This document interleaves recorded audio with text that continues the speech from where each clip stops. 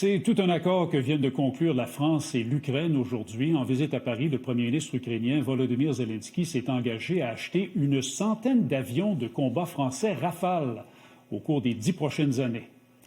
L'Ukraine a vraiment besoin de renforcer ses capacités militaires face à la Russie, qui a encore réussi à gagner du terrain au cours des dernières semaines.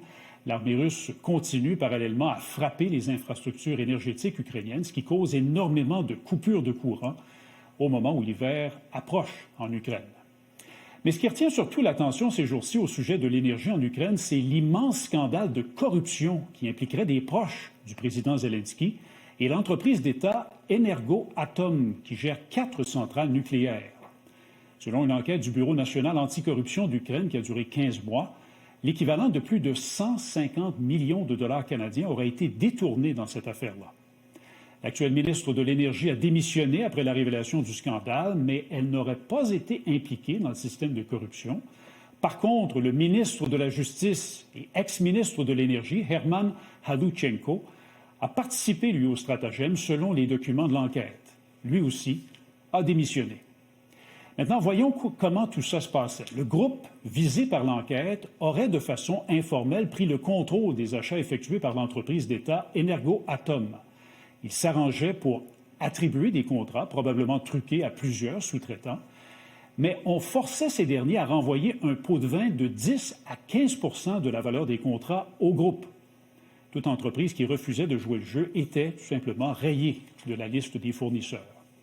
L'argent des pots de vin était ensuite acheminé vers un obscur bureau pour y être blanchi, et une partie du magot se retrouvait, tenez-vous bien, en Russie, le pire ennemi du peuple ukrainien. Le bureau en question est lié à cet homme, Andrei Derkach. C'est un ancien député ukrainien qui a été expulsé du pays en 2023 et sanctionné par les Américains.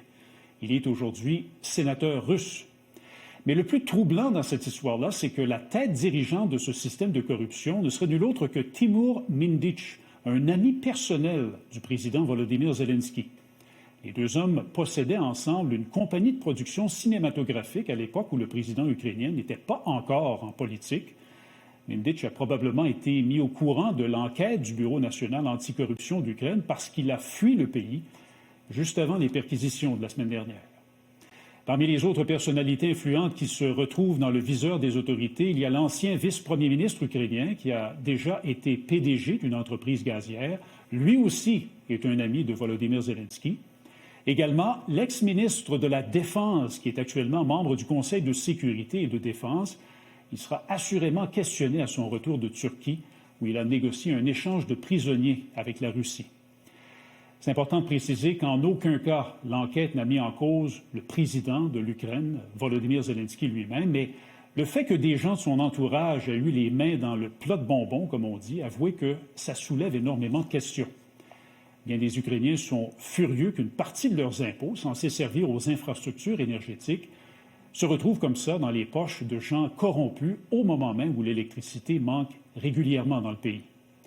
Le président est conscient de tout ça et a réagi avec vigueur. En fin de semaine, Zelensky a annoncé une restructuration complète des entreprises énergétiques publiques de l'Ukraine.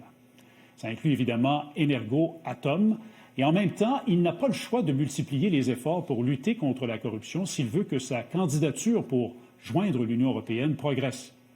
Selon l'organisme Transparency International, l'Ukraine occupe actuellement le 105e rang sur 180 pays en matière de lutte à la corruption.